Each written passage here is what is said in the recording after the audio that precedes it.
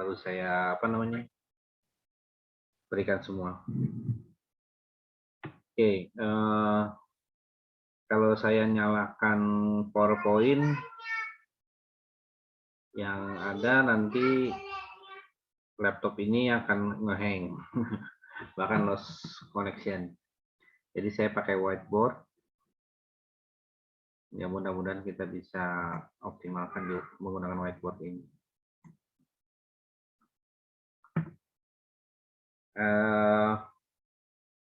Hari ini tuh kita akan fokus perihal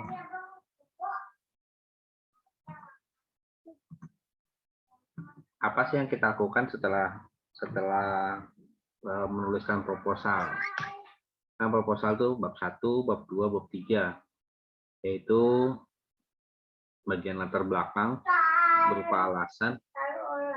Kemudian yang kedua, tinjauan pustaka. Bab 3, metode. Nah, sebenarnya ini masih bagian dari metode atau desain penelitian. Kalau di kelas ini kan ada dua ya, ada yang kualitatif dan ada yang kuantitatif. Ya sejatinya memang penelitian itu memang dua, tapi ada juga yang bercampur. Tapi untuk memudahkannya, kita akan mempelajari semua karena boleh jadi kalian nanti ke depan akan menghadapi itu.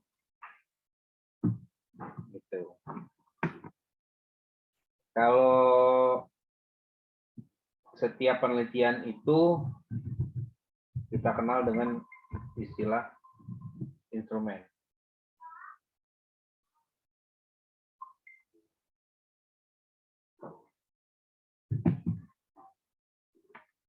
Sebenarnya istilah instrumen ini biasanya dipakai untuk kuantitatif. Jadi kuantitatif itu cenderung langsung menangkapinya kalau ada instrumen berarti kuantitatif. Kalau kualitatif enggak. Tapi untuk memudahkan bahasa, saya akan pakai instrumen juga untuk di kualitatif. Kan instrumen itu sederhana ini. Dia punya 3.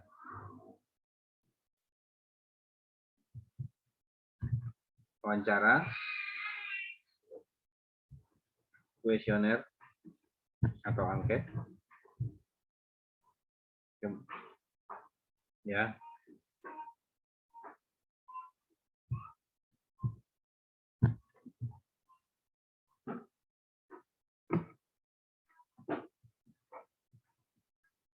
Observasi lalu dokumen.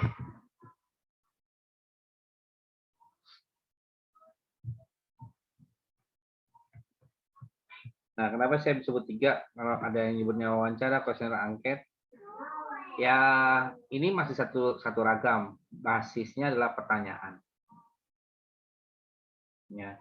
Kemudian kenapa observasi berbeda? Karena cara kerjanya. Jadi pembagian ini didasarkan dengan cara kerja. Kalau wawancara, ya itu saya tarik ke sini aja, ini wawancara.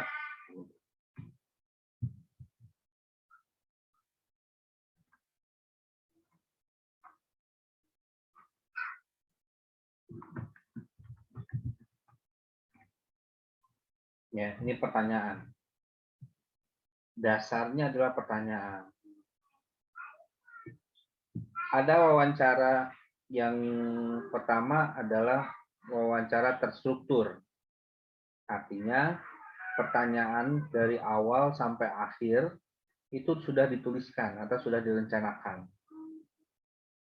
Tidak ada satu item pertanyaan yang tiba-tiba ada.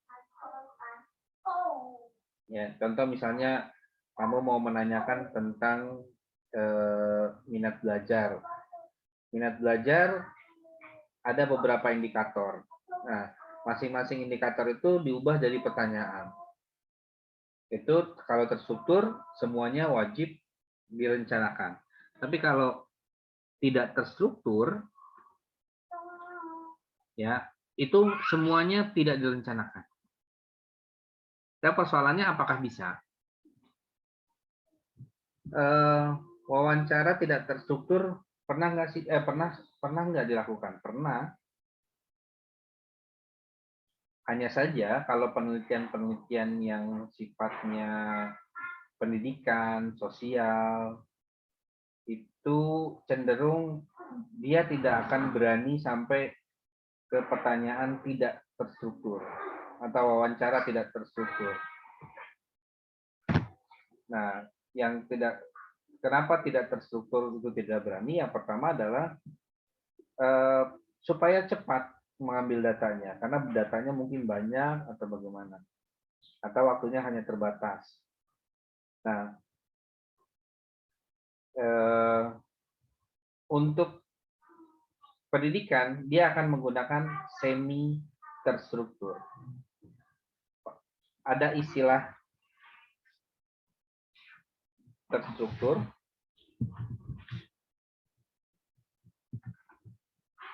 ada istilah semi terstruktur. Bedanya hanya direncanakan sama setengah direncanakan. Jadi kalau terstruktur itu direncanakan, semi terstruktur ada bagian yang tidak direncanakan. Misalnya pada saat bertanya, contoh ke guru, Pak, kira-kira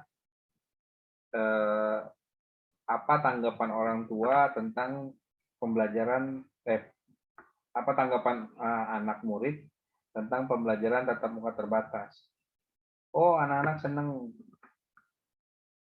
gitu. Kalau terstruktur itu sudah ada jawabannya. Tapi kalau sebagai peneliti, apakah pertanyaan itu sudah menjawab? Jawabannya bisa iya, bisa enggak. Gimana caranya? Yaitu dia dasarnya penelitian atau sifat dasarnya peneliti adalah skeptis. Pembuktian bahwasanya anak-anak senang dari mana? Emangnya yakin guru itu bisa menyampaikan kalau siswa itu senang? Atau kamu coba tanya diri kamu sendiri, kenapa lebih memilih daring ketimbang luring? Ada yang mau jawab?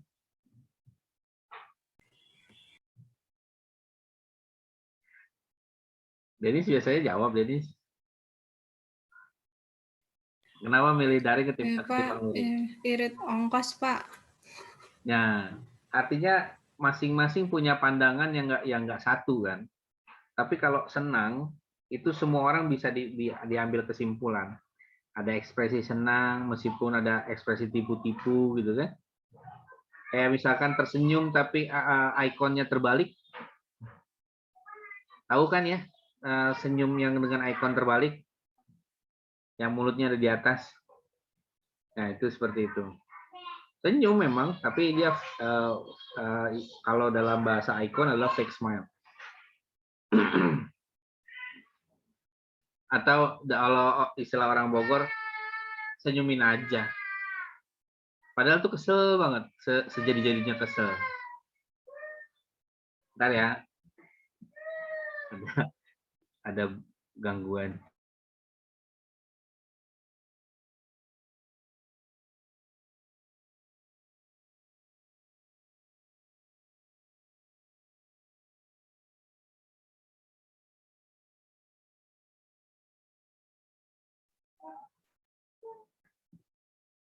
Oke, lanjut. Dipakainya bagaimana untuk wawancara? Yang terstruktur sama semi terstruktur. Kalau wawancara terstruktur, biasanya akan dibantu kalau kelas-kelas rendah. Ke anak-anak, tanya yang terstruktur itu wajib. Kelas rendah ya, kelas rendah. Tapi kalau kelas tinggi, itu boleh menggunakan semi terstruktur. Pokoknya semakin menunjukkan tingkat kedewasaan responden, itu kalian boleh menggunakan yang bahkan sampai tidak terstruktur sama sekali. Nah, adik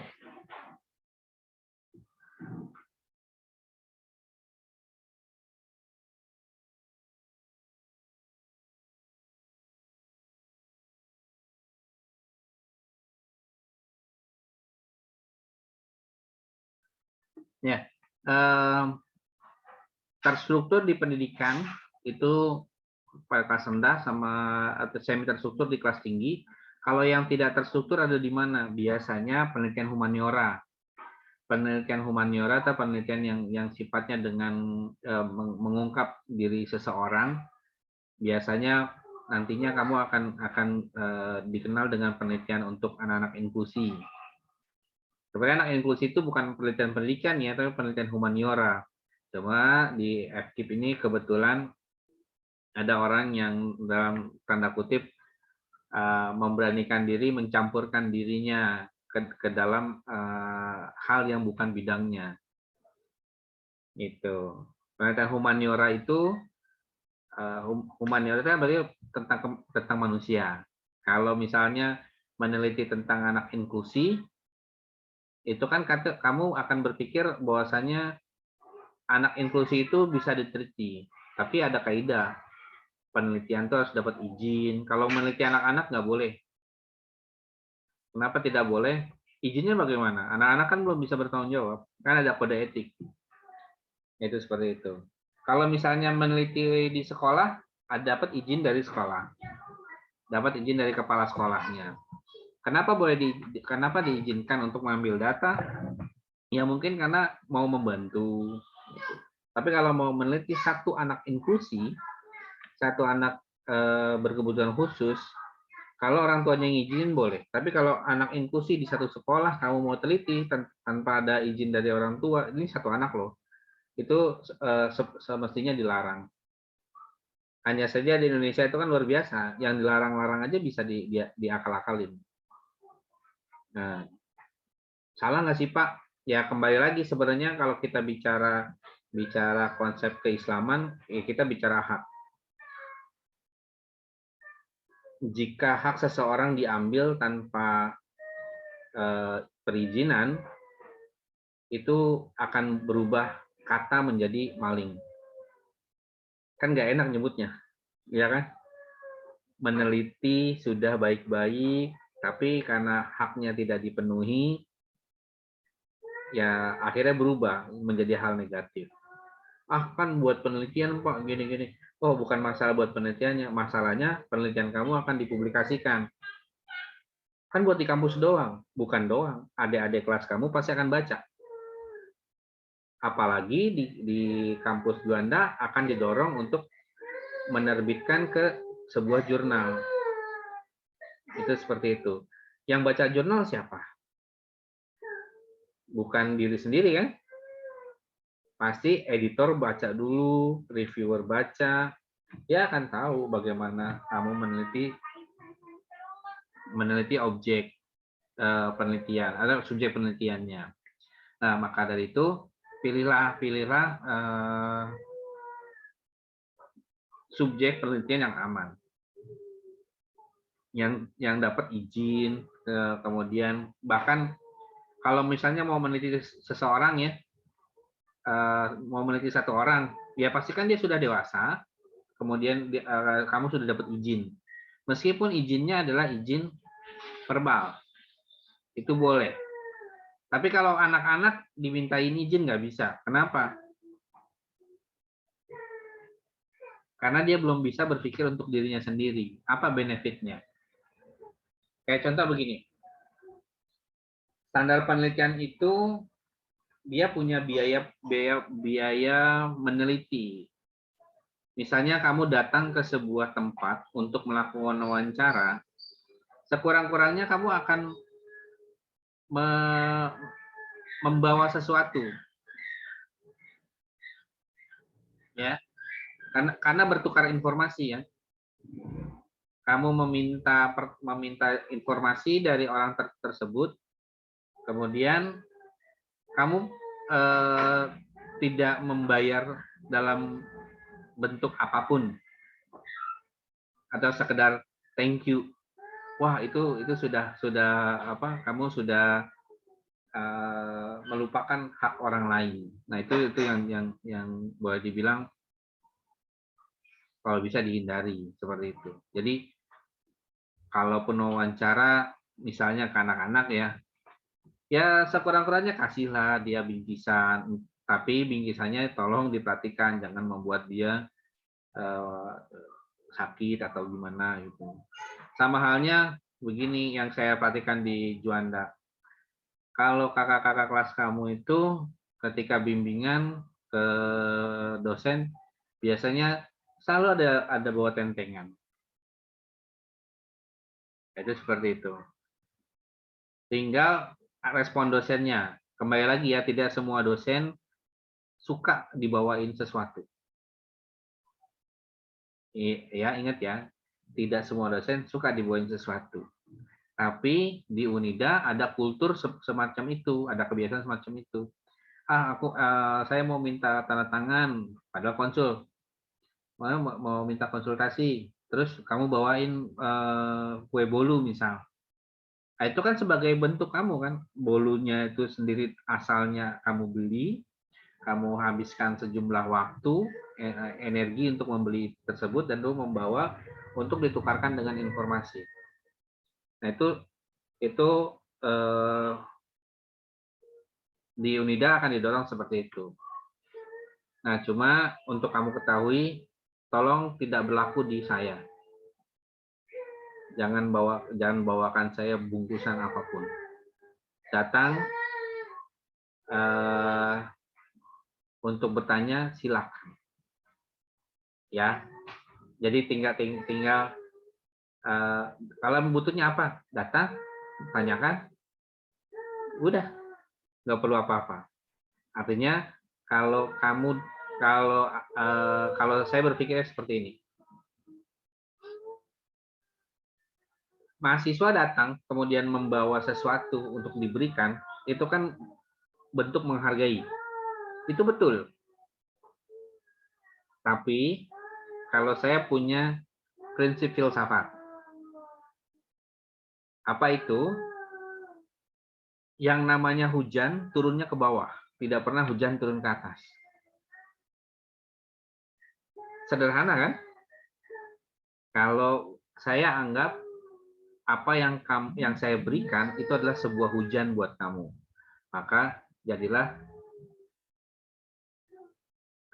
apa yang saya berikan sesuatu yang bermanfaat buat kamu. Dan saya tidak pernah ketika menurunkan hujan minta itu kembali.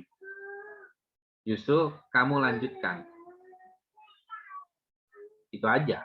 Nah, artinya tidak semua dosen memiliki hal yang sama, tapi yang harus diperhatikan bahwasanya di Indonesia rata orang, ini saya bilang rata ya, artinya yang saya temui lebih banyak, lebih dominan. Kalau orang lain itu senang ketika dikasih sesuatu untuk ditukarkan dengan informasi. Mungkin informasinya sepele buat dia, tapi buat kamu sangat berharga. Terus kemudian jika terstruktur itu dibantu dengan sejumlah pertanyaan, semi terstruktur pertanyaan dan pertanyaan yang sifatnya bebas yang ditemukan. Kayak contoh tadi, buktikan kenapa senang. Oh ada seperti ini. Memangnya itu disebut senang. Gitu. Atau buktikan bahwasanya minat anak itu berhasil minat anak di sekolah Bapak itu berkurang selama daring. Apa buktinya Pak gitu? Oh, tidak hadir. Emangnya itu bukti minat berkurang. Bukannya minat itu tidak bisa terlihat. Kayak misalkan kamu minat dengan kopi float, ya misalnya cappuccino float. Itu kan karena kamu lagi pengen aja kan, tapi di dalam waktu bukan kamu berminat untuk itu.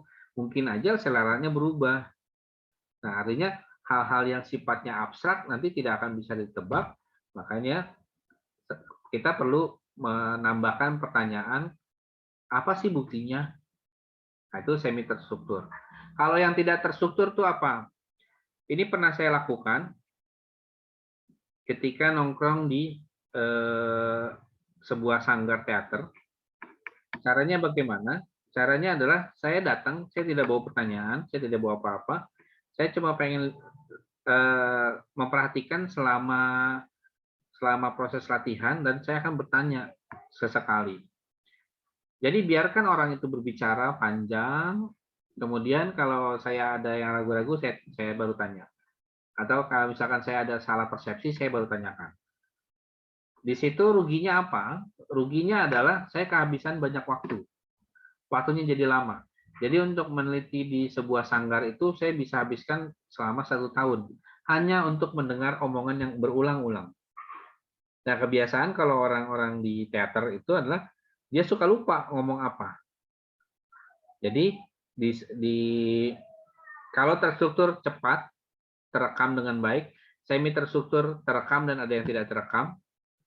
Kalau yang tidak terstruktur itu kamu siap-siap dari space dari handphone kamu atau alat perekam kamu yang banyak. Atau kalau mau direkam video, siapkan baterai yang banyak atau memory card yang kapasitasnya besar. Nah itu nggak enaknya kalau tidak terstruktur. Tapi penelitian kamu bisa mengakibatkan 2 hal, berhasil atau tidak berhasil mendapatkan informasi.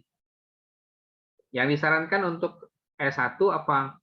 Coba buatkan yang terstruktur. Karena yang terstruktur itu nanti kamu akan bisa ubah, didukung oleh kuesioner atau angket. Ini kuesioner atau angket sebenarnya istilah aja sih. Kan kalau kuesioner itu dasarnya adalah bahasa Inggris, ada alat bertanya. Kuesioner dan angket itu dibuat dasarnya adalah dengan penggunaan skala. Yang pertama adalah skala Likert.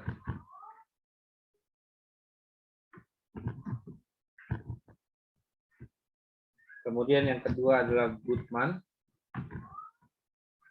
Yang ketiga adalah saya lupa nih. Mungkin bahasa Inggrisnya begini. Kalau bahasa Indonesia apa ya? Kalau Goodman 6 orang. Kemudian yang keempat adalah rating. Rating ini biasanya dipakai di Instagram. Kasih rating dong, dibikin story. Pernah? Kalian kayaknya lebih hobi deh yang itu. Rating me dong gitu kan. Terus bikin pose secantik-cantiknya lagi menatap ke awan ceritanya. Terus minta di rating sama orang. Pakainya slide doang. Ada yang begini di situ? Maksudnya ada yang melakukan rating di status IG-nya, di story IG-nya. Yang senyum-senyum kayaknya pernah. Kayaknya. Oke, Likert itu apa? Kalau Likert itu yang sering kamu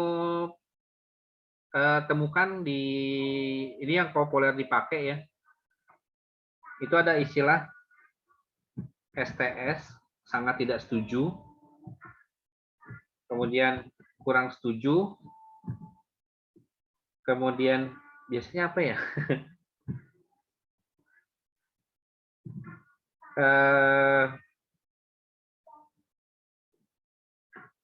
Biasanya tulisannya kadang-kadang biasa saja, kemudian setuju, lalu sangat setuju. Nah biasanya dia akan menggunakan perhitungan dengan 5 poin. Yang STS itu 1, ini 2, ini 3,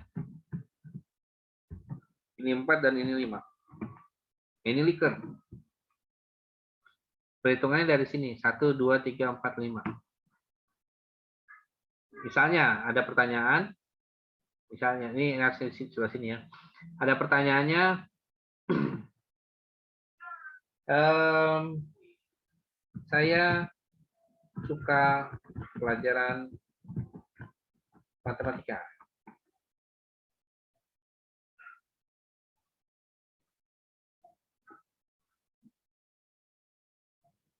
Lalu anak diminta untuk memberikan tanda checklist di mana.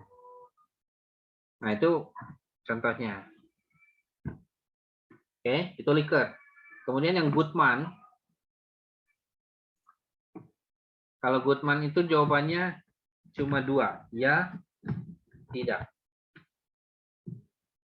Atau positif, negatif. Contohnya, ini biasanya juga dipakai di soal-soal psikotes atau soal-soal untuk di tes ini, di tes untuk tes kesehatan. Apakah Anda tidur cukup semalam? Ya atau tidak? Apakah Anda menderita penyakit COVID? Positif atau negatif? Itu contohnya. Itu Goodman. Lalu semantik diferensial.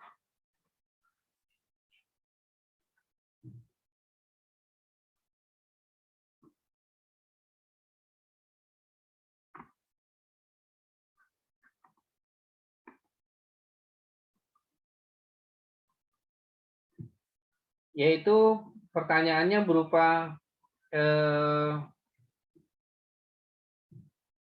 di dasarnya adalah suka kata lain aja, mungkin sangat senang,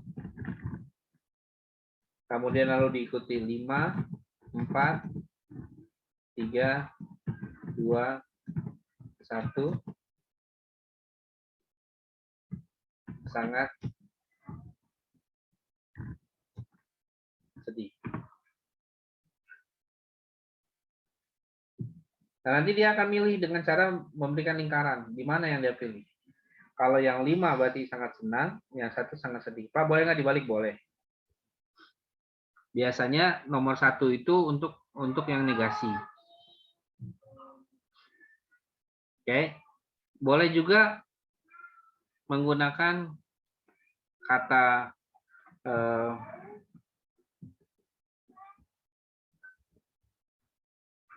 selalu, kemudian kalau terbalik ya, mulai dari tidak pernah. 1, 2, 3, 4, 5 selalu. Nah, ini boleh nih. Mau yang atas boleh, mau yang bawah boleh. Tapi yang sering dipakai yang mana? Yang sering dipakai yang sangat senang sampai sangat sedih. Jadi dimulai dengan ajuan positifnya. Jadi nanti akan semakin ke sini, semakin turun gitu. Nah, kemudian kalau rating biasanya pertanyaannya langsung beri nilai 1 sampai 10. 1 pada tiap pertanyaan. Pernyataan itu. Ya, pernyataan di bawah ini.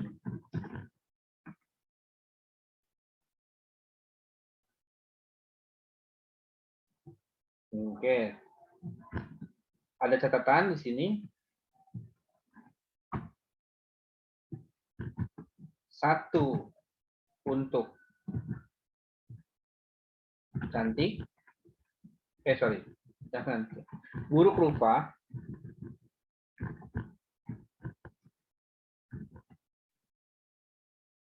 10 cantik. Nah, pertanyaannya saya iseng ya. Ini mohon maaf nih. Karena kan tidak dijawab. Langsung disebut pertanyaannya. Nomor 1. Sawah. Ada nggak sih sawah? Saya lupa. Ada kayaknya di sini pas ini. Terus nanti langsung dijawab di sini di bawahnya, di sampingnya. Nilainya berapa? 2. Intip. 3. Danang.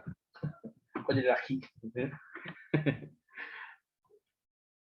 Oke. Ya, maksudnya selalu setiap ada pembeda ya. Contoh misalnya nomor 1 bukan bukan apa diubah ya. Kalau dalam konteks pendidikannya seperti ini. Misalnya nomor 1 adalah tidak pernah, nomor 10-nya adalah selalu. Oke. Terus pertanyaan kamu adalah saya bangun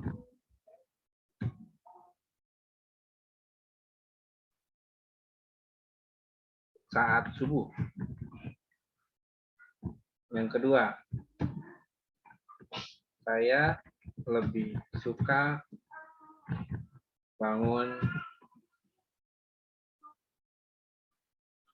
setelah jam 7. Nah, pertanyaan ini adalah dua pertanyaan yang merujuk pada pola bangun seorang anak. Biasanya kaitannya dengan motivasi dia untuk berangkat sekolah. Kalau saya bangun saat subuh sementara sekolahnya adalah jam 7 pagi, berarti dia memang sungguh-sungguh. Tapi ada kalimat negasinya, saya lebih suka bangun setelah jam 7. Di sini ada dua makna. Karena dia kan ada menambahkan kata lebih suka, boleh jadi dia memiliki malam yang melelahkan sehingga maunya bangun setelah jam 7, tapi tidak berarti dia memiliki motivasi yang buruk terhadap berangkat ke sekolah. Oke. Untuk wawancara kuesioner angket sampai di sini ada pertanyaan?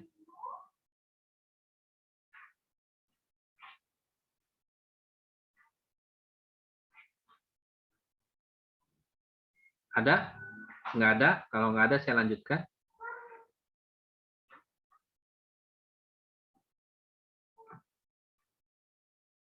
Kemudian adalah observasi. Observasi itu dasarnya adalah dua hal, yaitu partisipan atau non-partisipan. Ada yang tahu bedanya?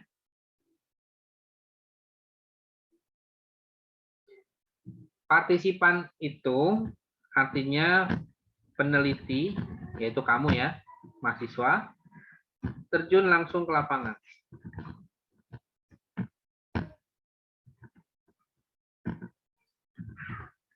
Contoh, kalau misalnya kamu mau meneliti tentang metode mengajar guru, kebetulan sudah luring, berarti kamu harus berada di dalam kelas. Itu. Yang diperhatikan apa? Tergantung dari pertanyaan penelitiannya. Di observasi itu punya daftar pertanyaan yang mengecek, misalnya guru membuka kelas dengan berdoa, guru memanggil atau mengabsen anak-anak, kemudian guru memberikan apersepsi. Nah itu observasi itu yang di checklist. Oh iya, oh tidak, atau boleh pakai skala yang tadi ya, boleh pakai skala Likert, Goodman, ya. Kalau Goodman, iya, tidak gitu. Atau misalnya guru membawa RPP ke kelas, pakai Goodman, iya atau tidak. Atau guru menguasai kelas, pakainya Likert. Nah, tapi kalau memilih skala itu dari meskipun diobservasi hanya kamu yang melakukan jawabannya itu. Jadi untuk wawancara dijawab oleh responden, observasi dijawab oleh peneliti. Tapi peneliti ada dua jenis, peneliti yang terjun langsung ke lapangan sama peneliti yang meminta orang lain ke lapangan. Kayaknya di kelas ini pernah disuruh penelitian oleh dosen nggak? Iya, Kak, pernah observasi Observasi apa? ke anak inklusi di sekolah SD. Nah, sebenarnya yang melakukan penelitian itu dosen, tapi kamu yang membantu dia. Itu yang disebut penelitian. Dosennya peneliti non partisipan, kamunya peneliti partisipan. Itu seperti itu. Boleh nggak sih Pak, ketika dosen minta tolong mahasiswa, mahasiswa nyuruh orang lain lagi? Boleh. Misalnya nyuruh gurunya, ya silakan, nggak apa-apa, nggak masalah. Gitu. Tergantung, sebenarnya gini, ada plus minus ya dengan peneliti partisipan dan peneliti non partisipan. Kalau peneliti partisipan, ketika dosen datang ke sekolah atau mahasiswa datang ke sekolah, sementara anak-anak itu tidak mengenal siapa kalian, anak-anak akan berakting, tidak mengeluarkan aktivitas atau perilaku kesehariannya sebagaimana biasa. Akhirnya datanya palsu. Atau ketika kamu micro teaching, pernah nggak sih? Udah belum? Belum. Ketika micro teaching atau misalnya guru disupervisi sama kepala sekolah, kan dikasih jadwal tuh, kapan disupervisinya. Nah, itu semua acting. Padahal ngajarnya mah biasa-biasa aja. Tapi karena demi supervisi, akhirnya pandai-pandailah berakting. Nah, kan enak kan? Teater dipakai untuk guru-guru. Iyalah. Nah, seperti itu. Jadi, yang baik seperti apa? Ya, sebaik-baiknya adalah bagaimana kamu bisa memantau dengan suasana sebenar-benarnya yang terjadi. Artinya ngeblend sama anak-anak gitu. Nah, itu akan memunculkan situasi yang sebenarnya terhadap fenomena pendidikan. Kalau sesama guru, misalnya ada guru A, misalnya guru kelas 1, kemudian minta tolong sama guru kelas 2, tolong dong dilihatin saya ngajar. Nah, artinya pengamat itu, observan itu, guru kelas 2 mungkin biasa-biasa saja, tapi kan anak-anak kelas 1 tetap akan ada, meskipun dia bukan guru kelasnya, dia akan, wah, awas ada guru, ada guru, ada guru. Nah, fenomena yang menarik di lapangan adalah ketika mahasiswa Unida yang meneliti, itu kalau dipanggil kakak seneng. Kakak lagi ngapain di sini? Padahal kamu lagi observasi. Karena kamu diganggu, otomatis pengamatan kamu akan berkurang. Terus, guru yang diamati oleh kamu,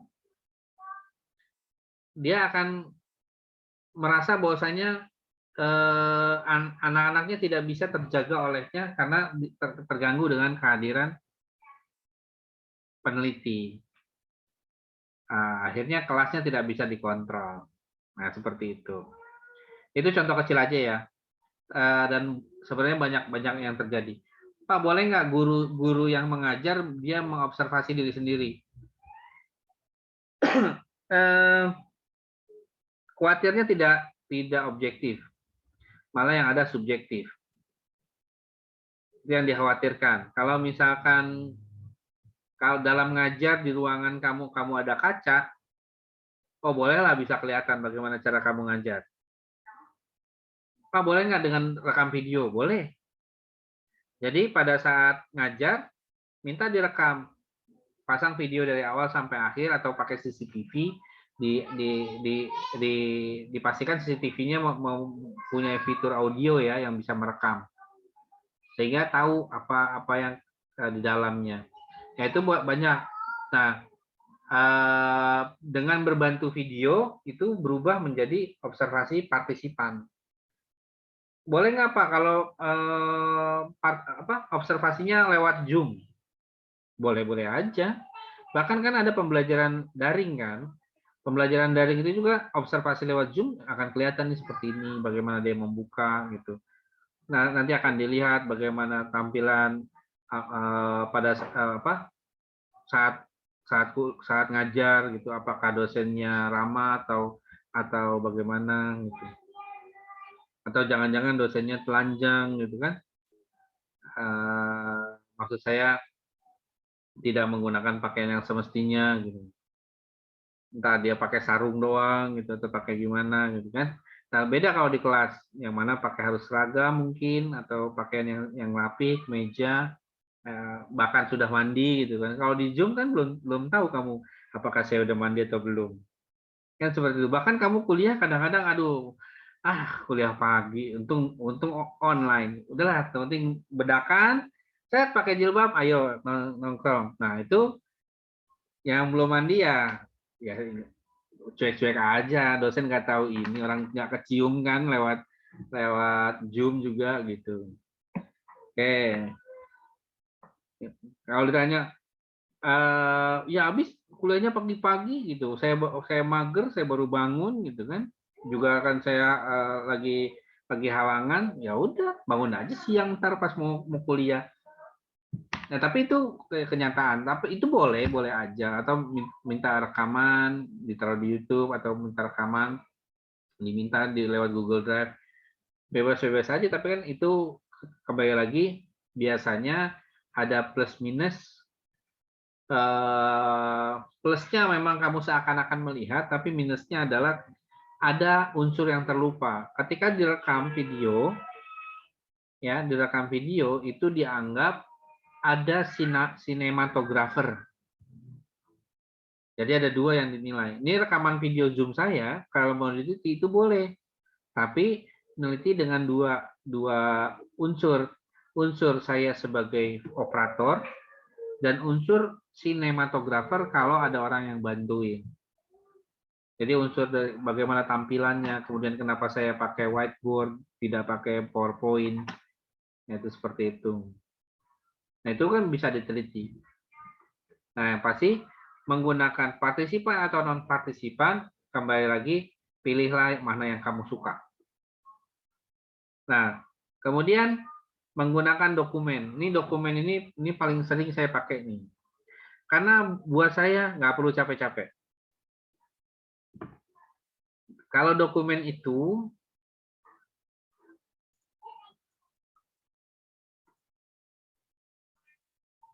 kamu boleh ambil dari kurikulum, boleh ambil dari silabus, boleh ambil dari RPP, atau kalau di mahasiswa LPS, ya boleh juga diambil dari buku, maksudnya buku pelajaran ya. Kemudian boleh diambil dari handout,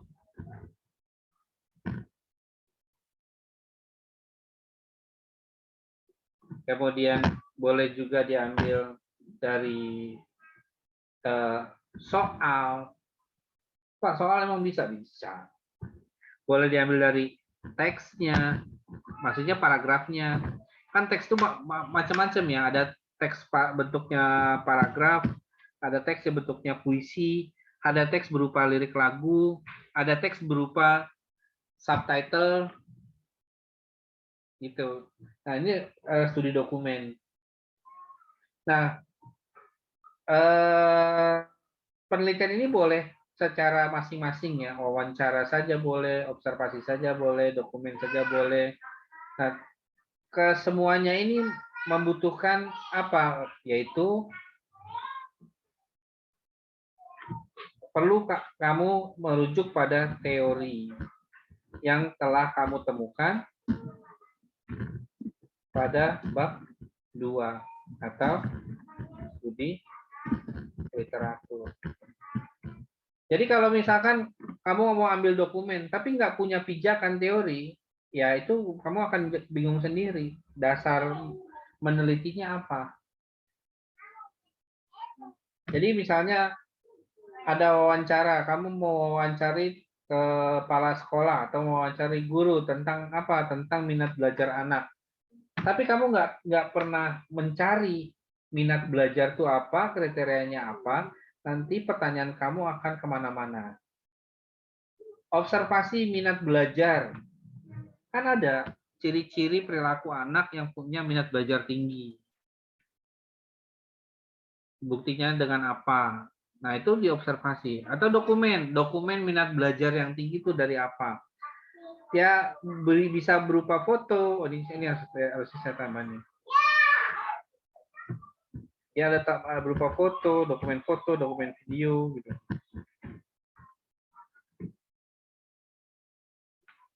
Itu boleh dari dokumen. Jadi foto itu dianggapnya jadi dokumen, video dianggapnya jadi dokumen. Kenapa? Karena tadi tidak hanya konten gurunya atau konten yang kita teliti, tapi ada sinematografernya. Nah, bisa bikin ini asal punya teori-teori yang dipakai di bab 2. Jadi kalau ya mohon maaf ya pernah di senior kamu saya menguji ketika saya bertanya hal yang esensi. Misalnya menulisnya pengembangan video animasi. Tapi di bab 2-nya tidak ada pengertian video itu apa, animasi itu apa. Itu bisa jadi batal lulus.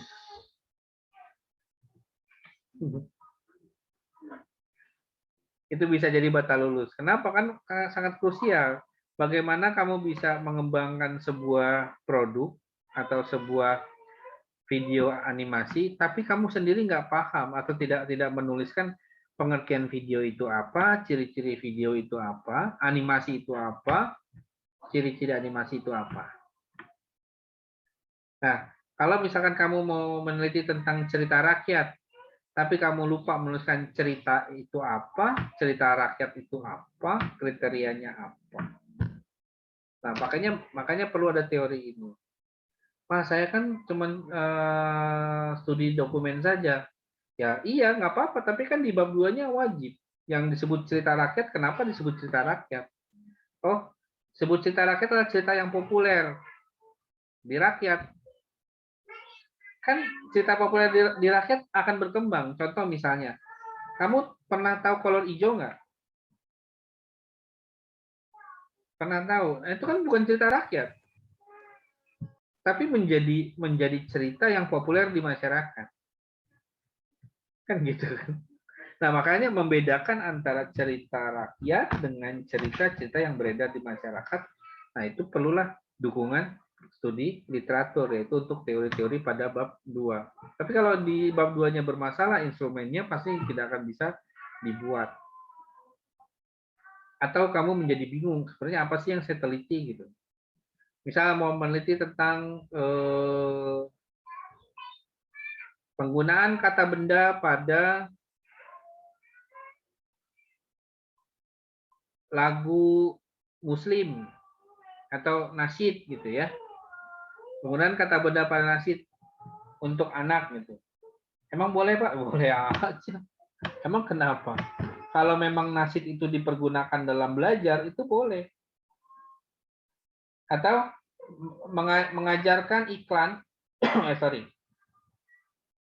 menganalisis pola pengajaran iklan di kelas 6 SD. Yang diteliti apa? Bukan iklannya kan, tapi pola pengajarannya.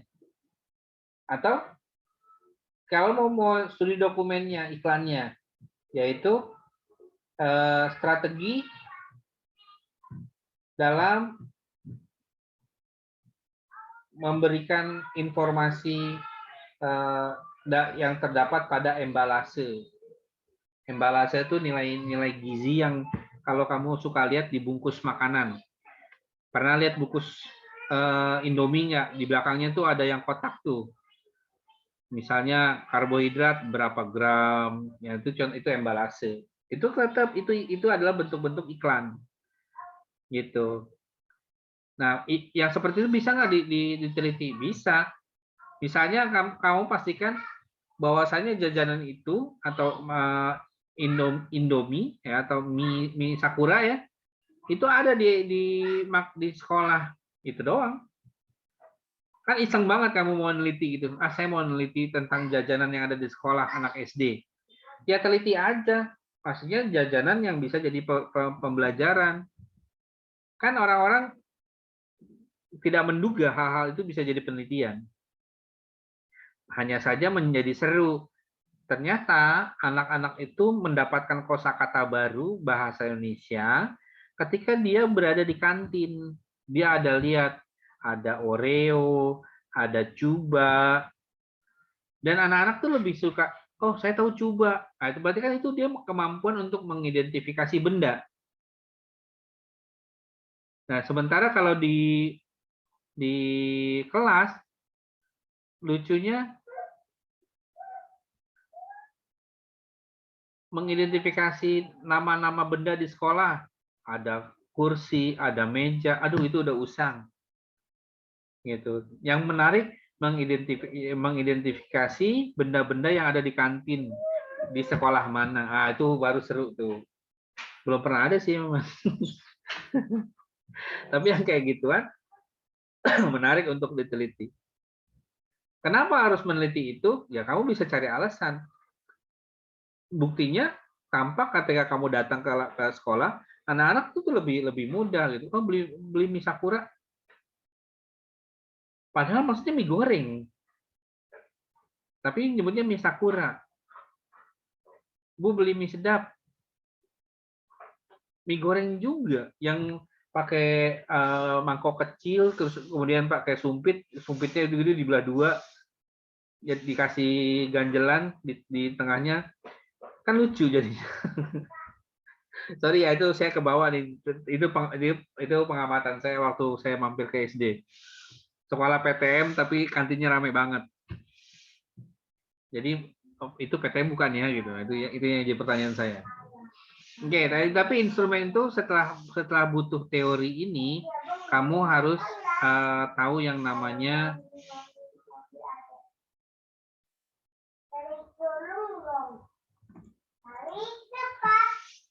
validasi,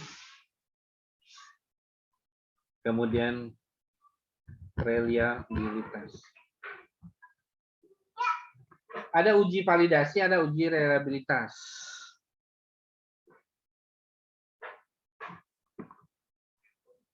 Masing-masing harus diuji ya. Kalau saya akan bahas tentang reliabilitas dulu. Reliabilitas itu dari sebuah instrumen dipastikan bahwasanya kalau kamu menuliskan memakai sebuah instrumen, misalnya instrumennya dari teori minat belajar, ya apa? Dari teori motivasi misal, teori motivasi belajar. Nah, kemudian kamu bikin pertanyaan, itu ada pengujian reliabilitas. Apa sih pengujian reliabilitas? Yaitu bahwasanya apa yang kamu ciptakan dengan instrumen pertanyaan-pertanyaannya itu memiliki hasil uji yang baik sehingga ketika pindah lokasi pertanyaan itu masih bisa dipakai. Itu seperti itu. Misalnya, ini kamu tulis pertanyaan A untuk di sekolah 01 misalnya. Nah, nanti kamu boleh menggunakan pertanyaan A juga di sekolah 02. Itu namanya uji reliabilitas. Kalau di kuantitatif, uji dulu di kelas yang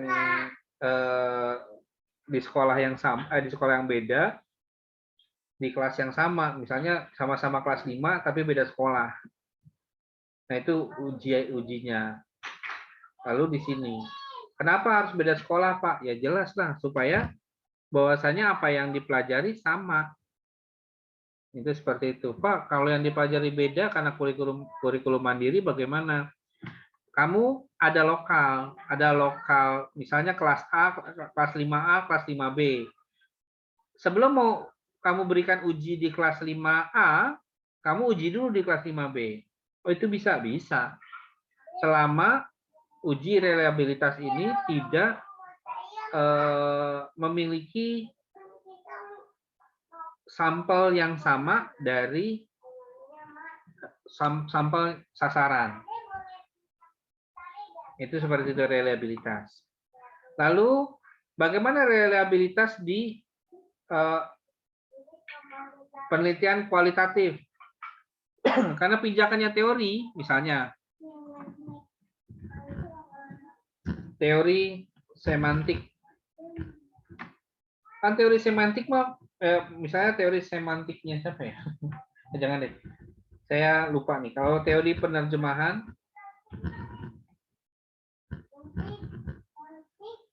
punya Newman.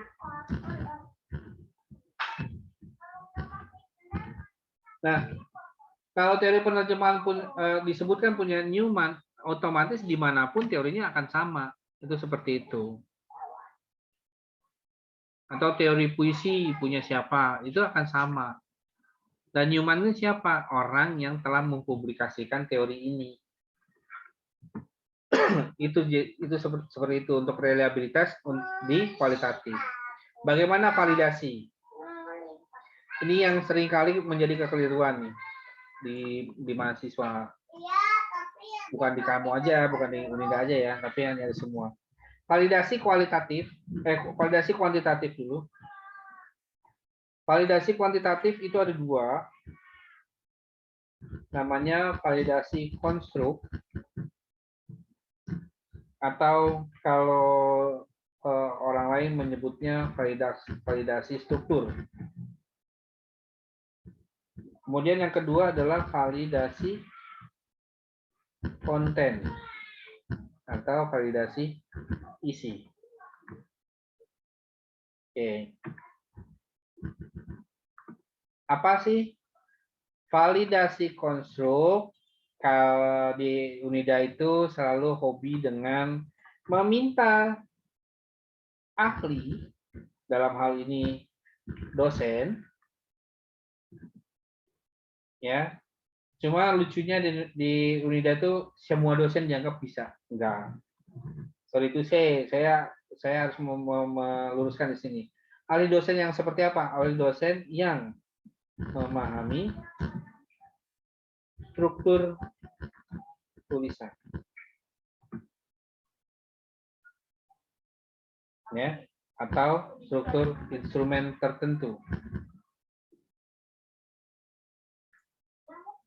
Contohnya begini.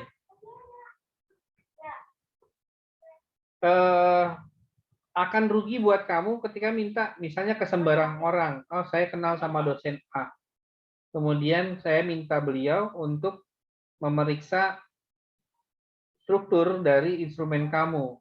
Karena ngerasa deket, ya udah tanda tangan aja. Tapi ketika nanti pada saat di lapangan, ternyata kamu harus menjelaskan lagi. Akhirnya validasi ini menjadi cacat. Kamu hanya memodalkan tanda tangan yang disebut oleh kamu ahli. Saya pernah protes, ada salah satu dosen di kita yang disebut sebagai ahli media. Ya, disebut ahli media oleh si peneliti. Saya bilang tahu dari mana kalau dia ahli media? Atau ahli materi, kan ada ahli media, ada ahli materi. Tahu dari mana kalau dia ahli materi? Gitu, nggak bisa jawab. Kalau ahli media, dia akan memahami, misalnya medianya adalah media video. Apakah dosen itu pernah buat video? Apakah video tersebut bisa dia nilai? Enggak dong. Jadi yang disebut ahli itu apa? Orang-orang yang memang pernah mencari rezeki di situ, kemudian dia diakui oleh banyak orang. Kayak contoh misalnya gini, bikin vlog. Kamu mau bikin pembelajaran melalui vlog. Nah, sementara yang kamu mau minta validasi adalah dosen yang tidak pernah buat vlog. Kira-kira bisa valid nggak? Enggak. Nah, itu di situ. Nah, begitu juga kalau kamu harus tahu kemampuan dosen, apakah dia pernah buat kuesioner. Kalau dalam seumur hidupnya tidak pernah buat kuesioner, bagaimana dia bisa menilai kuesioner kamu baik atau buruk? Itu seperti itu. Pak, kita harus tahu dari mana. Itulah makanya gunanya selama belajar itu mengetahui oh ini kemudian kalau mau target nyari dosen pembimbing cari yang sesuai dengan oh saya mau kualitatif saya akan kejar dia di kualitatif itu seperti itu. Terus kuantitatif saya akan kejar di kuantitatif. Dibuktikan dengan apa? Kamu bisa lihat di scholar masing-masing dosen.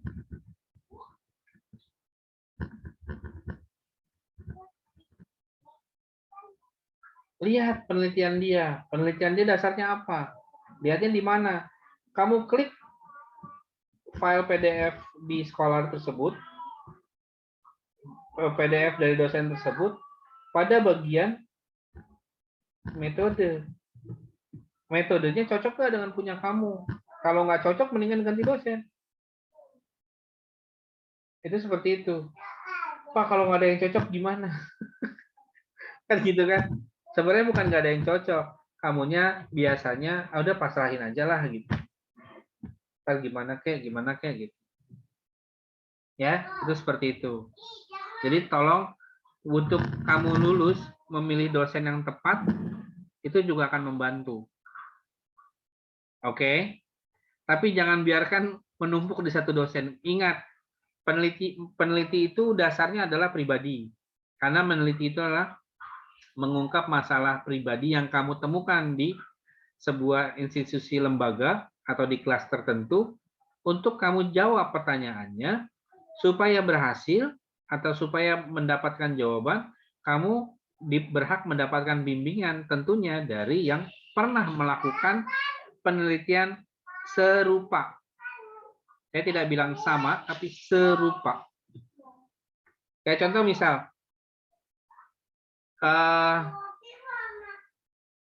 dosen Unida tuh banyak melakukan penelitian, tapi ada dosen yang mungkin bidang bahasa Indonesia, contoh Bu Ion, puisi, contoh Pak Isan, matematika, contoh Pak Amril, itu udah bidang-bidang tertentu. Tapi jangan minta penelitian tentang IPS ke Bu Helmi. Kenapa? Karena Bu Helmi orang IPA. Salah kan? Atau minta penelitian IPA ya ke Pak Laode. Karena Pak Laode matematika. Nah, itu ngaco. Itu seperti itu. Jadi lihat dia pernah ngajar mata kuliah apa, pasti dianggap itu sudah ahli di bidang itu.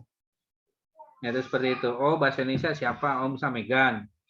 Ya udah kamu sama Megan gitu. Tinggal ikuti aja maunya dia gimana. Kan ditambah lagi harus lihat lagi di sekolahnya gimana. Saya rasa dosen Unida banyak kok. Berbeda dengan kampus yang lain yang cuma 3, 4. Bahkan di kampus MNC aja kaprodinya aja cuma 4 tulisan gitu. Saya ketawa aja. Setingkat kaprodi di Jakarta cuma punya 4 tulisan.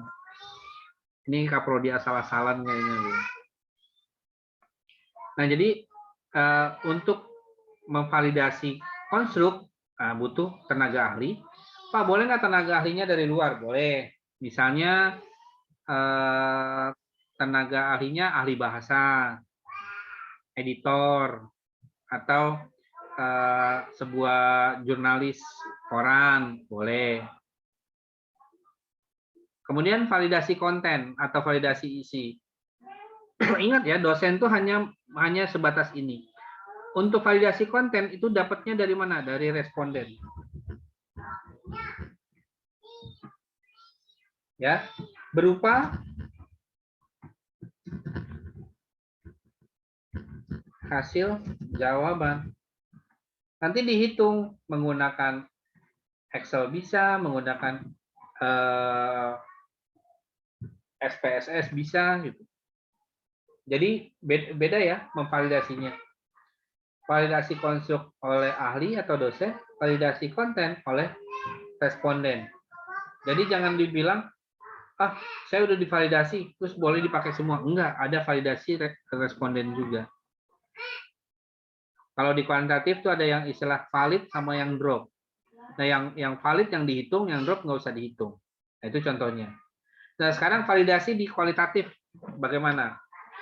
Ini saya hapus ya. Nah, hapus semua.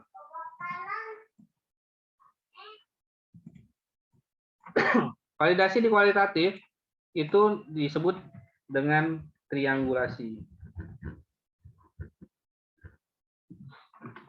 Ada yang pernah tahu? Yang mau minum ya, saya haus nih.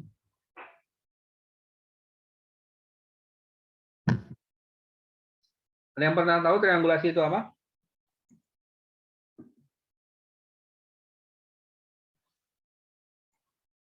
Saya gambar-gambar dulu ya.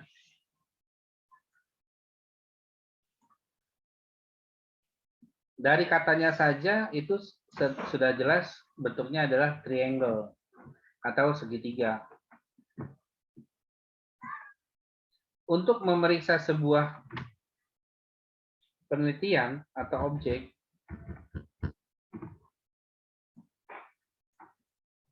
itu dipandang dari 3 sudut pandang.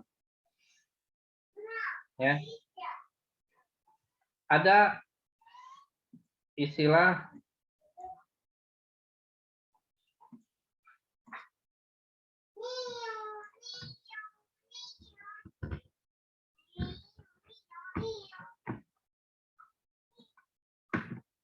triangulasi peneliti atau ahli.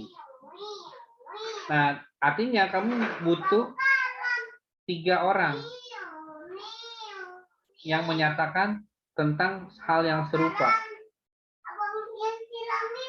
Mungkin kalian bertanya, Pak, kenapa penelitian relevan harus 3 di Juanda? Ya, karena ini salah satu termasuk triangulasi. Triangulasi dari peneliti. Ada peneliti A, peneliti B, dan peneliti C. Nah, masing-masing memandang objek ini seperti apa. Lalu, dari ketriangulasi ini, kamu tarik kesimpulan atau generatif. Hasilnya apa? Kemudian yang kedua,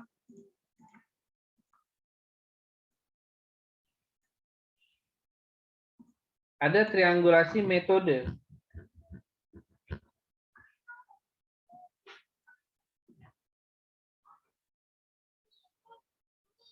Misalnya contohnya gini, kamu mau menguji tentang peningkatan hasil belajar daring. Nah, yang disebut peningkatan hasil belajar daring kan didasari dari metode-metode. Misalnya metode A, yaitu menggunakan metode ceramah. Ini seperti yang saya lakukan sekarang nih. Kalau kamu nggak ngomong, saya akan ceramah. Itu seperti itu. Meskipun saya sesekali ada pertanyaan, cuman yang ada geleng-geleng, gitu kan. Saya nggak tahu ya, gitu kan. Ada ketawa ketiwi sendiri, ngerasa malu, dibilang belum mandi, gitu kan. Nah, itu kan seperti itu. Padahal ini direkam loh kan. Kemudian yang berikutnya adalah selain metode ceramah, ada metode mungkin bagaimana kalau bentuknya adalah snowball. Kan metode kan banyak ya. Kalau metode itu kalau nggak salah saya ada 39 metode deh. Diambil 3 aja, 3 metode yang pernah diteliti. Sekali lagi, hanya yang pernah diteliti. Gitu. Pak, belum pernah. Ya udah kamu masuk sebagai salah satu metode. Nanti akan dilihat apakah objeknya atau hasil belajar daring itu bagus atau tidak. Diambil dari triangulasi ini. Artinya 3 orang kamu yang mengerjakan dengan ceramah, snowball atau talking stick misalnya ya, tahu kan ya? Ini ada yang metode yang belum kamu tahu? Kayaknya tahu semua deh. Misalnya gini, ini objeknya adalah hasil belajar. Hasil belajar dari hasil belajar daring belum pernah ada yang meneliti. Contoh, Denisa ambil yang ceramah. Lizda ambil yang snowball, Nurani ambil yang talking stick. 1, 2, 3 saya masuk. Saya bilang hasil belajar berdasarkan 3 metode ini seperti ini. Jadi penelitian saya. Atau di kamu ada peneliti keempat, misalnya Persa satu lagi. Nah, itu boleh jadi penelitian. Artinya dalam meneliti juga boleh berkelompok. Kok sama sih? Kok sama sih gitu. Nah, biasanya itu seru. Kalau peneliti berkelompok apa? Hemat pengeluaran. Instrumennya nggak jauh beda. Minta izinnya bareng-bareng. Kemudian lulusnya ntar tinggal ngantri bareng-bareng masuk ruang sidang. Kalau ruang sidangnya ada 2, berarti berdua-berdua. Meskipun masuk ke ruangan masing-masing. Itu contohnya. Yaitu triangulasi peneliti, triangulasi metode, lalu ada triangulasi sumber. Tapi sebenarnya nama lengkapnya adalah triangulasi sumber data.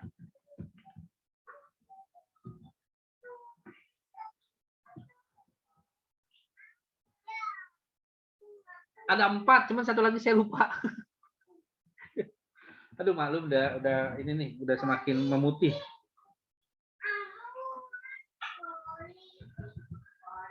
Saya meninggalkan dunia hitam, jadi rambut saya sudah makin ubanan, ini banyak nih ya. Kan dunia hitam itu tidak baik ya. Jadi triangulasi yang ketiga ada triangulasi sumber data. Apa sih triangulasi sumber data? Tadi kan sudah dijelaskan bahwasanya ada wawancara, ada angket, ada observasi, ada dokumen. Nah, itu kan ada banyak, dan itu adalah sumber data yang misalnya berubah di sini ya. Yang A kamu ambil dari dokumen, kemudian B-nya kamu dari observasi, kemudian yang C-nya kamu ambil dari, karena kamu mau nanya ke siswa kan banyak, kamu pakainya kuesioner.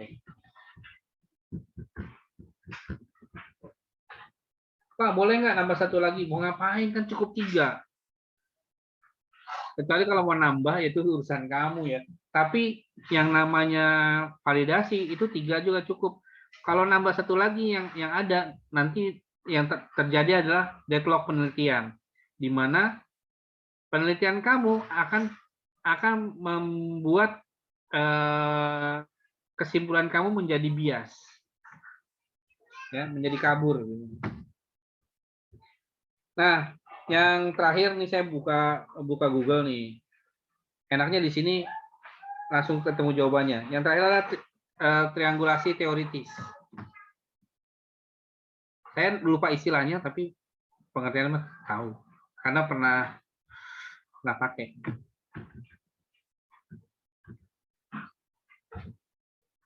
Oke, ini saya pernah lakukan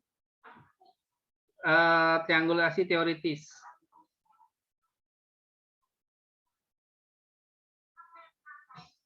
Tetap posisinya seperti ini.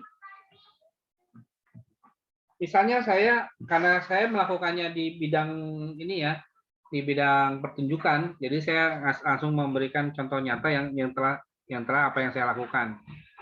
Hanya saja gini, dalam teoritis itu artinya kamu memberikan sebuah gambaran teori-teori yang saling beririsan. Contoh, saya mau menganalisis teks pertunjukan.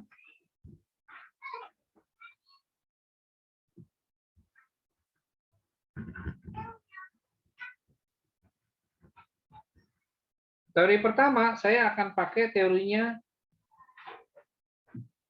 ATK Marco de Marinis. Di situ isinya tentang 2, berupa konteks. Ini bukan iklan ya, bukan iklan pembalut, atau konteks. Ya, emang teorinya begitu, konteks dan konteks. Ini Marco de Marini seorang Jerman kalau nggak salah. Yang kedua, saya pakai yang dari Prancis. Namanya dramaturgi Eugenio Barba.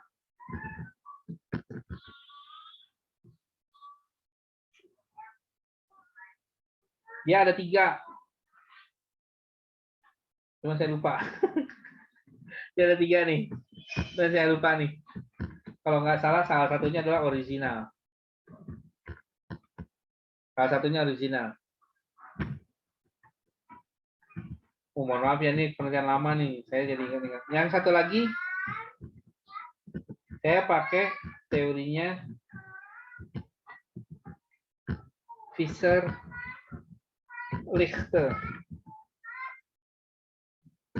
Nah, yang ini ada 14. Nah, analisis teks pertunjukan dikaji lewat 3 teori ini. Jadi dalam sudut memandang analisis pertunjukan di objek, ya, di objek, kemudian lewat ATK, lewat dramaturgi, lewat Fischer-Lichte. Hasilnya apa? Ya, hasilnya objek ini terungkap dengan pandangan ketiganya. Itu seperti itu.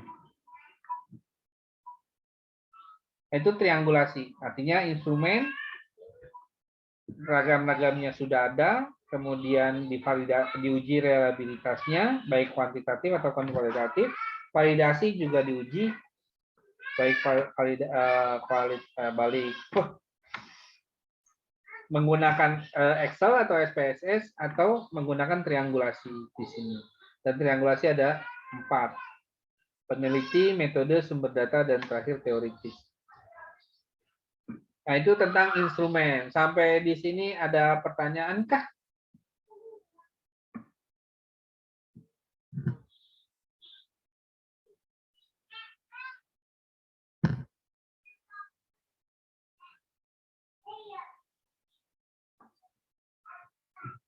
Kalau boleh, tanyanya yang nantinya berkaitan dengan apa yang mau kamu kerjakan. Kan harusnya udah mulai ke sekolah nih sekarang nih. Lanjutkan aja kalau kata saya mah. Kalau peneliti ke sekolah ya, kalau penelitiannya yang cuma nonton tuh kayak si siapa, Fiona gitu. Ya nonton aja. Bapak, maaf, mau tanya. Yang di A, B, C, yang di dokumen, observasi, dan kuesioner. Kan itu kalau berlaku buat orang yang ke sekolah ya, yang observasi lapangan. Kalau misalkan, berarti cuma pakai dokumen doang dong, Pak? Nggak apa-apa ya? Kan kamu observasi sumber data kamu kan dokumen ya. Nah, nanti kamu pakai ini peneliti. Oh, iya. Gitu. Jadi kan sumber datanya satu, divalidasinya, ya kan? Validasinya pakai peneliti, bukan sumber data. Gitu. Makanya itulah uniknya triangulasi gitu. Nanti kan di dalam pembahasan kamu, misalnya kamu menemukan teori si A, ya, teori si A bilang bahwasannya apa yang kamu temukan itu sejalan. Tapi misalnya si B dibantah, yang kamu temukan dibantah oleh si B, itu boleh triangulasi namanya. Jadi dalam pembahasan kamu mengutip satu temuan dikutip dengan tambahan 3 kutipan. Bingung ya? Fiona punya temuan nggak? Punya temuan, enggak Pak. Kayak... Contoh ya, saya kasih contoh caranya gimana. Coba. Ini sekalian saya kasih tahu nih bagaimana cara saya melakukan penelitian kok cepat. Tapi kayaknya saya udah pernah ngasih tahu deh. Yang situs Kayaknya Open lupa deh, Knowledge Pak. Map, Open Knowledge Maps itu udah saya kasih tahu kan? Sudah. Nah, saya buka Google Chrome.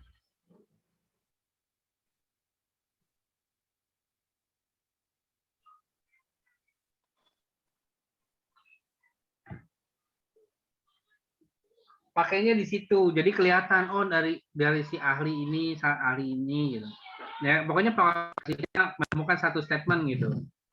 Berdasarkan temuannya. Contoh Fiona judulnya apa sih, Fiona? Itu, Pak. Identifikasi budaya Melayu pada karakter Rara dalam animasi Nusa Rara. Oke. Sebutkan satu budaya Melayu yang kamu ditemukan. Itu apa sih ramah, Pak? Oke. Caranya gini. Kalau mau penelitian sederhana pakai Scholar. Pakai apa, Pak? Ya, Scholar aja. Nanti juga banyak. Oh, Google Scholar. Emang apa? Nggak kedengeran tadi, Pak. Kirain Bapak ngomong apa. Nah, saya Sebutkan. share ininya. Kelihatan ya? Kan Ya, tadi kelihatan, Pak. adalah ramah kan? Mm-mm. Ya kan? Budaya ramah.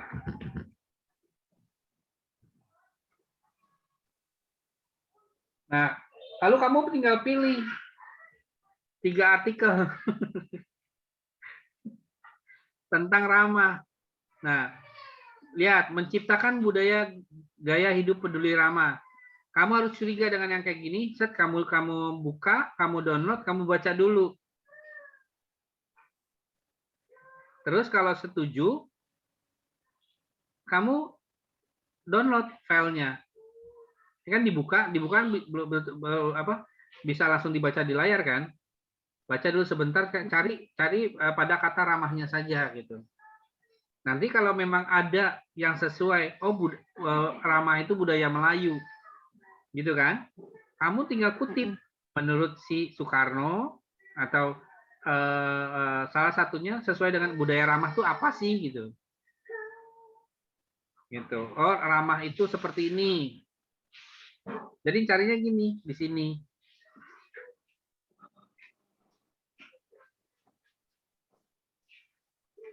Nah, ini budaya ramah tapi di Jogja. Nah, kita tambahin budaya ramah Melayu.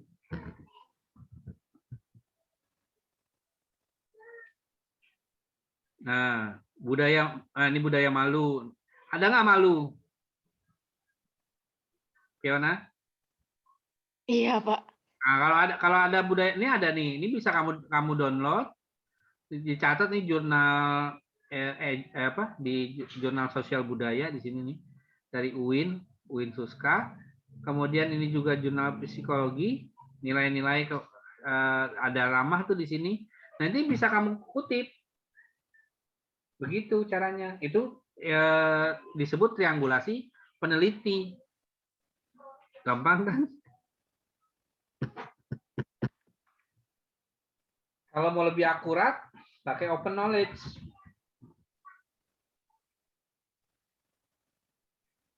Kalau open knowledge itu biasanya 10 tahun terakhir dia akan nyari. Kalau di sini kan ini aja tahun 2015, masih 2019, 2016 ini masih gitu. Kalau pakai open knowledge masih lebih lama. Nah, ini jadi banyak nih dicari apa yang nih. Nah, di satu artikel boleh lebih dari satu budaya yang kamu temukan, misalnya baik hati gitu kan, loyalitas itu kan bisa. Jadi Fiona udah dapat tambahan-tambahan. Oh, ternyata saya triangulasi penelitinya seperti ini. Jadi di pembahasan ada kutipan lagi Fiona. Gitu. Nah, itulah kenapa disebut dengan kualitatif. Kalau pakainya yang tadi penelitian di lapangan, ada dokumen, observasi, wawancara, itu nanti kutipannya berupa apa? Berupa wawancara, berupa hasil transkripsi dialog. gitu. Ada berupa foto sekolah. Nah, itu seperti itu. Nah, kalau kamu ini, oh ini menurut si A seperti ini, menurut si B seperti ini, menurut si C seperti ini. Nah, artinya boleh dicari menggunakan Scholar, itu selama-lamanya pencarian ya. Atau di sini budaya ramah Melayu. Pakai Open Knowledge Maps.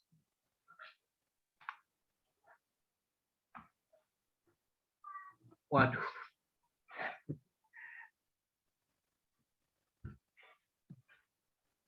Kayaknya lagi banyak yang pakai deh. Lagi banyak yang pakai. Iya, Pak. Kadang kita nggak bisa ke-download apa sih? Kalau dari base atau open knowledge. Ya pakai yang ini. Ya, kita jadi kita kalau nyari cuma di Scholar terus. Ya nggak apa-apa di sekolah terus. Kalau saya kan kalau apa? Banyak lah sebenarnya database. Kalau saya bongkar ke kamu semua, kamu kenyang banget lah ntar.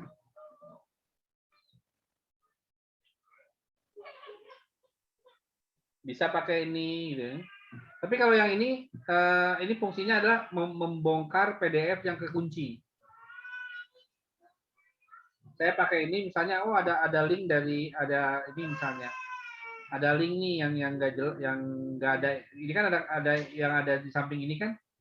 Kadang-kadang ini ya, ini bisa di-download semua. Tapi kalau yang tidak ada, ya itu ada dua jenis sih memang. Ada berupa citasi, memang ada berupa artikel yang berbayar gitu.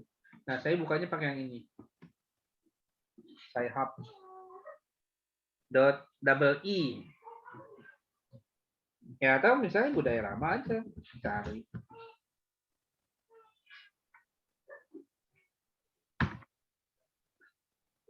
Wah, nggak mau. Kayaknya lagi ini deh.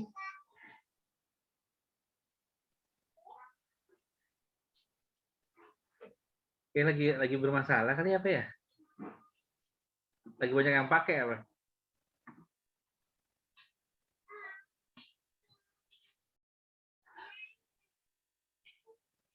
Ada lagi yang make, kalau saya itu ada aplikasi yang bisa kamu pasang di laptop, pakai di situ juga bisa. Ntar saya share deh. Kenapa harus banyak referensi buat para peneliti? Ya, yang pertama, kamu pernah tahu istilah profesional nggak?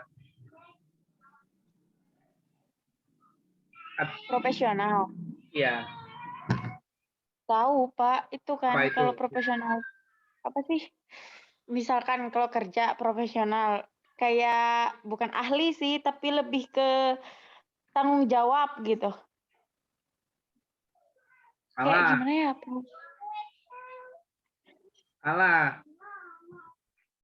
Bener. Maksudnya kalau kerja tuh harus bener gitu, jangan main-main. Kayak gimana sih? Ya Kayak salah itu. nggak tahu, cuman paham gitu. Salah. Misalnya Fiona adalah penari profesional, misal.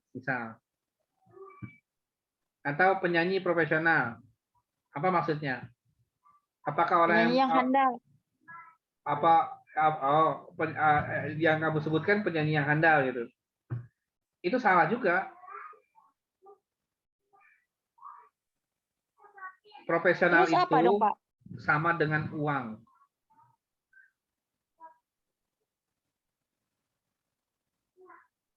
Fatma bingung, Sama dengan Fatma. uang. Iya. Jadi kalau misalkan dosen sebagai profesi adalah dosen yang orang tersebut mencari uang dari dosen. Penulis profesional adalah seorang penulis yang mendapatkan uang dari tulisannya. Oh, kirain profesional selama ini tuh kerjanya yang bener, yang Itu kata kamus, handal. itu kata kamus, tapi kenyataannya emang enggak. Kan kompeten guru tidak ada guru profesional, tapi wajib memiliki kompetensi profesional. Ada kompetensi pedagogi, kompetensi profesional itu apa? Kompetensi untuk menghasilkan uang. Contohnya apa? Nih YouTube. Menghasilkan uang nggak? Menghasilkan, Pak. Iya, Tapi kalau bikin orang yang les. ngomong kamu tuh kerjanya nggak profesional gitu. Nah, itu Dia nggak ngerti orang maksudnya profesional gimana, itu kayak Pak? apa. Oh, Makanya mah, soalnya oh orang sering dengernya profesional. kayak gitu, makanya kaget. Ah, kok artinya kayak duit gitu. Iya, mau jadi mahasiswa profesional, gampang. Bikin job aja. Ayo sini ngerjain tugas, bayar. Mahasiswa profesional dong, Iya, iya. ya nggak? Bener nggak? Bener sih, Jadi Pak. jangan dikira kata profesional itu dianggap dengan pakar, bukan. Tapi profesional itu didasari dari dengan ya kalau saya ngedosen bukan nyari uang, alhamdulillah ya, bukan nyari uang. Makanya orang kampus bingung. Saya tidak ke kampus nggak masalah. Kamu ngajak daring, oke, ayo. Karena apa? Uangnya bukan dari situ. Itu. Jadi dosen berapa sih? Kecil. Sama kayak jadi guru berapa sih? Kecil kan? Iya, Lebih Pak. milih di mana? Kerja di bank yang cuma ketik terus ngitung uang, ngeprint kasih, atau jadi guru yang tiap hari bikin RPP, kemudian ngajar, suara habis, pulang capek, tidur, besok lagi harus bangun. Jadi mikir deh, kayaknya saya salah jurusan ini. Tapi Pak, katanya kalau kerja di bank tuh nggak baik gitu. Katanya banyak riba, tapi nggak ngerti juga dah. Saya kalau ngomongin bank, saya stop recording dulu. Makanya jadi bingung. Kemarin tuh kan Viana suka